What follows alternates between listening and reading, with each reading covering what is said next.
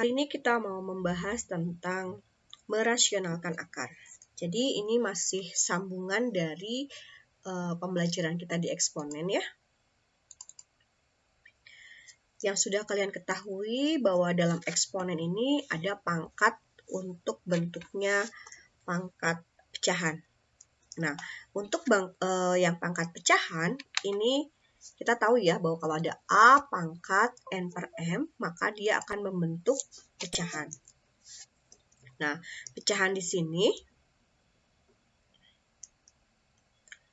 misalkan A pangkat N per M, ini akan menjadi A pangkat N diakarkan M. Sehingga muncullah yang namanya bentuk akar.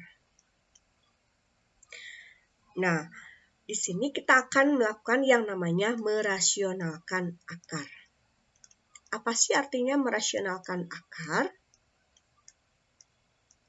Secara sederhana, merasionalkan akar ini adalah menghilangkan bentuk akar di bagian penyebut.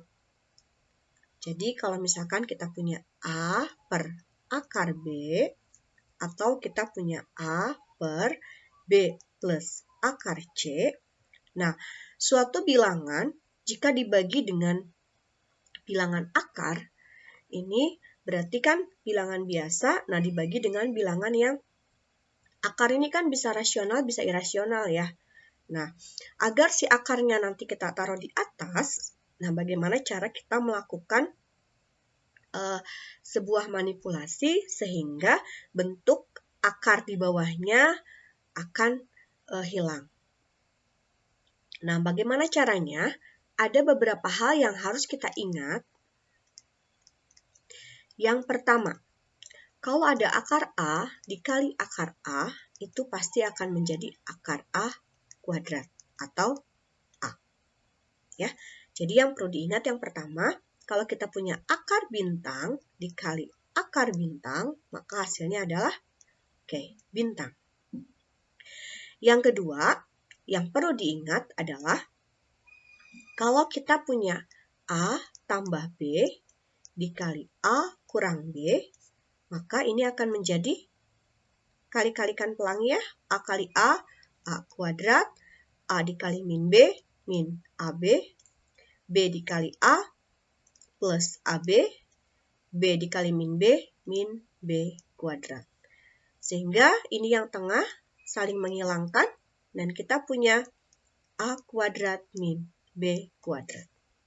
Jadi yang kedua kita punya, kalau kita punya A tambah B dikali A min B, itu akan menjadi A kuadrat min B kuadrat. Ini dua hal yang harus kalian ingat untuk mempermudah merasionalkan akar.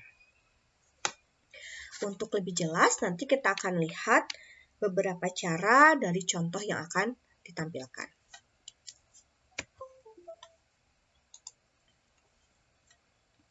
Nah, yang pertama, misalkan kita punya contoh ya.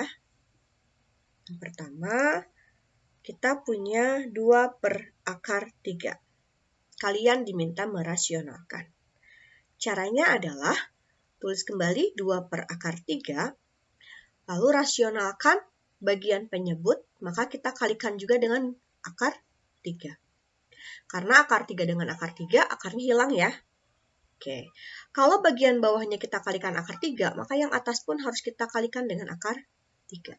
Sehingga ini menjadi 2 akar 3 per 3. Atau boleh ditulis 2 per 3 akar 3. Udah ya? Contoh lain.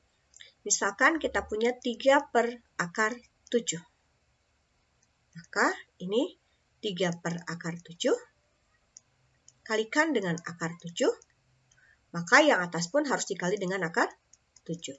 Sehingga kita punya 3 akar 7 per 7. Atau kita tulis 3 per 7 akar 7. Ya, satu lagi.